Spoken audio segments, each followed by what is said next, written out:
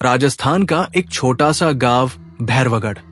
ये गांव देखने में तो सामान्य था, मगर इसकी पहचान पास खड़े एक वीरान किले से थी। उस किले का नाम था कल्याणीगढ़ किला। किला सदियों पुराना था। उसकी ऊंची ऊंची दीवारें टूटी हुई, बुर्जें ढह चुकी और झाड़ झंखाड़ से ढके आंगन, मानो समय ने उसे निगल लिया हो। गांव वाले कहते थे, ये किला मौत का सफर है। जो भी अंदर गया वापस नहीं आया, अगर आया भी तो जिंदा लाश बनकर। रात के समय वहां से अजीब अजीब आवाजें आती, किसी औरत के रोने की, किसी बच्चे की चीख की, कभी तलवारों की टकराहट की और कभी डरावनी हंसी की। गांव वालों ने किले के चारों ओर छोटे छोटे मंदिर बना दिए थे ताकि उसकी बुरी आत्माएं गांव में ना आ सके। नमस्कार दोस्तों, आपका स्वागत है आपके अपने चैनल मिडनाइट मर्मर्स में। अगर आपको हमारे डरावने, रहस्यमयी और रोमांचक किस्से पसंद आते हैं तो हमें लाइक, शेयर और कमेंट करके जरूर बताएं। आपकी एक छोटी सी कमेंट हमें और भी बेहतरीन कंटेंट बनाने के लिए प्रेरित करती है। तो नीचे कमेंट करके बताइए कि आज की कहानी आपको कैसी लगी। और हाँ, अगर आप ऐसी ही भूतिया, खौफनाक और दिल दहला देने वाली कहानियां सुनना चाहते हैं तो चैनल को सब्सक्राइब जरूर कर लें और बेल आइकन दबाएं ताकि अगली बार जब कोई नई कहानी आए तो आपको सबसे पहले पता चले। आपका हर सब्सक्रिप्शन हमारे लिए बहुत खास है, तो चैनल को सब्सक्राइब करें। मौत का सफर, एक वीरान किले में रहने वाली आत्माओं का। इसी गांव में रहता था अद्वैत, लगभग 25 साल का लंबा चौड़ा युवक। पढ़ाई में इतिहास उसका पसंदीदा विषय था। किताबों और कहानियों में ही नहीं, वो खुद रहस्यमयी जगहों पर जाकर खोजबीन करता था। अद्वैत ने बचपन से गांव वालों की किले की कहानियां सुनी थी। उसे डर नहीं बल्कि जिज्ञासा होती थी। क्या सच में वहां आत्माएं रहती हैं या ये सिर्फ अंधविश्वास है? कॉलेज से लौटने पर वो अपने दोस्तों से कहता, अगर मैं सच दुनिया को दिखाऊं तो कैमरे में सब रिकॉर्ड करूं, तब लोग मानेंगे कि डर सिर्फ दिमाग का खेल है। दोस्त चेताते, पागल मत बन अद्वैत, जो गया वो लौटा नहीं। ये मौत का सफर है। लेकिन अद्वैत का जुनून बढ़ता गया। उसे सच जानना था। अमावस्या की रात, आसमान पर काले बादल थे, ठंडी हवाएं बह रही थी। अद्वैत अपने कैमरा, टॉर्च और नोटबुक के साथ किले की ओर चला। गांव वाले दरवाजे तक भी नहीं आए, बस दूर से देख रहे थे। ये लड़का अब कभी लौटकर नहीं आएगा। किले के दरवाजे पर टूटी हुई शेरों की मूर्तियां थी।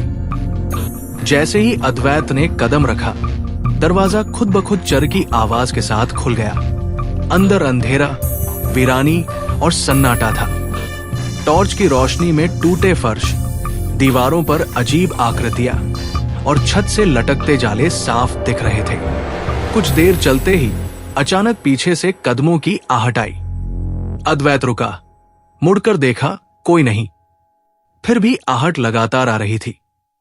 धीरे धीरे फुसफुसाहट भी सुनाई दी, वापस चले जाओ, यहां मौत है, मौत। अद्वैत का दिल जोर से धड़कने लगा, लेकिन उसने कैमरे में सब रिकॉर्ड किया। किले के बीचों बीच पहुंचा तो एक बड़ा सिंहासन कक्ष मिला। दीवारों पर जली हुई मशालों के निशान थे। बीच में टूटा हुआ सिंहासन पड़ा था। अचानक उसकी टॉर्च बंद हो गई। कमरे में घुप अंधेरा छा गया और तभी उसने देखा, सिंहासन पर एक भयानक आकृति बैठी थी। सिर पर मुकुट, चेहरे पर तलवार का गहरा घाव और आंखें लाल आग जैसी। वो था राजा की आत्मा। उसने गरजती आवाज में कहा, कौन है जो हमारे श्रापित किले में आया है? यहां से जिंदा कोई नहीं लौटता। अद्वैत कांप गया, लेकिन हिम्मत जुटाकर बोला, मैं सच जानने आया हूं। लोग कहते हैं कि यहां आपकी आत्माएं फंसी हुई हैं, लेकिन क्यों? राजा चीख पड़ा, धोखा, विश्वासघात। अचानक पूरा कक्ष सैकड़ों आत्माओं से भर गया। सैनिकों की आत्माएं, रानियों की करुण पुकार, छोटे बच्चों की चीखें, सब तरफ।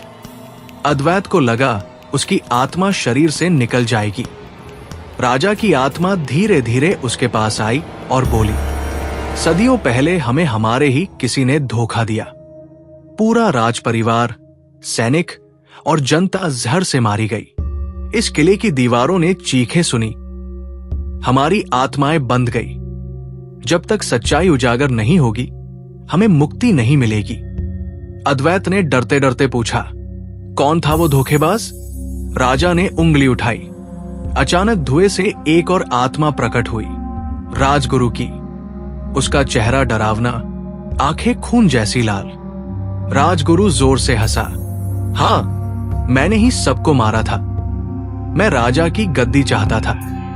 मैंने दरबार में जहर मिलाया, सब मर गए और मैं भी इस श्राप में फंस गया। अब ये किला हमेशा मौत का बसेरा रहेगा। कोई इसे नहीं बदल सकता। पूरा किला गूंज उठा।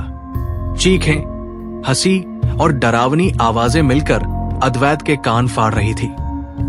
अचानक सैनिक आत्माएं अद्वैत को घेरने लगी। कोई उसे खींच रहा था, कोई गला दबा रहा था। रानियों की आत्माएं रो रही थी, हमारा दर्द कोई नहीं समझेगा। राजगुरु लगातार हंस रहा था, अब तू भी यही रहेगा। मौत के सफर से कोई नहीं बचता। अद्वैत की सांसें टूटने लगी। उसे लगा अब सब खत्म। लेकिन तभी उसकी जेब से एक छोटा सा ताबीज गिरा। वो ताबीज उसकी मां ने उसे घर से निकलते समय दिया था। इसे हमेशा साथ रखना, ये तुम्हारी रक्षा करेगा। जैसे ही ताबीज जमीन पर गिरा, अचानक उससे तेज रोशनी निकली। ताबीज की रोशनी से पूरा किला जगमगा उठा। आत्माएं दर्द से चीखने लगी। राजा की आत्मा ने हाथ जोड़ लिए।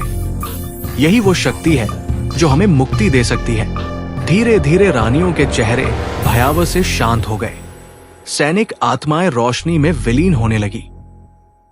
बच्चों की आत्माएं हंसते हुए आसमान की ओर उड़ गई। राजगुरु की आत्मा तड़पते हुए बोली, नहीं, ये असंभव है। मैं इस किले को कभी मुक्त नहीं होने दूंगा। लेकिन ताबीज की शक्ति ने उसे भी जला दिया।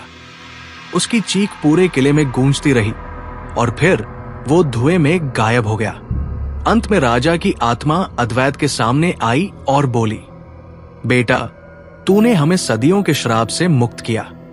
अब ये किला मौत का सफर नहीं, बल्कि मोक्ष का द्वार बनेगा। इतना कहकर राजा और बाकी आत्माएं प्रकाश में विलीन हो गई। सुबह जब गांव वाले किले की ओर आए तो उन्होंने देखा कल्याणीगढ़ किला अब पहले जैसा वीरान नहीं था। उसकी दीवारों पर सूरज की रोशनी चमक रही थी। पक्षी चहचहा रहे थे। गांव वाले चकित रह गए। ये कैसे हो सकता है? सदियों से जो मौत का सफर था, वो अब इतना शांत कैसे दिख रहा है? अद्वैत किले के दरवाजे पर बेहोश पड़ा मिला। जब होश आया तो उसने सब कुछ गांव वालों को बताया। लोगों की आंखों में आंसू थे। बेटा, तूने हमें डर और श्राप से मुक्त कर दिया।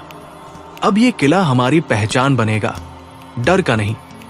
उस दिन के बाद से गांव वालों ने किले में पूजा पाठ शुरू कर दी। अब वहां कोई भूत प्रेत नहीं दिखा। अद्वैत का नाम हमेशा के लिए याद किया गया। वो युवक जिसने मौत के सफर को मुक्ति के सफर में बदल दिया। ये कहानी केवल डर और सस्पेंस की नहीं थी, बल्कि विश्वास और चमत्कार की भी थी। जहां सदियों से आत्माएं कैद थी, वहां एक मां के विश्वास और एक बेटे की हिम्मत ने सबको मुक्ति दिलाई।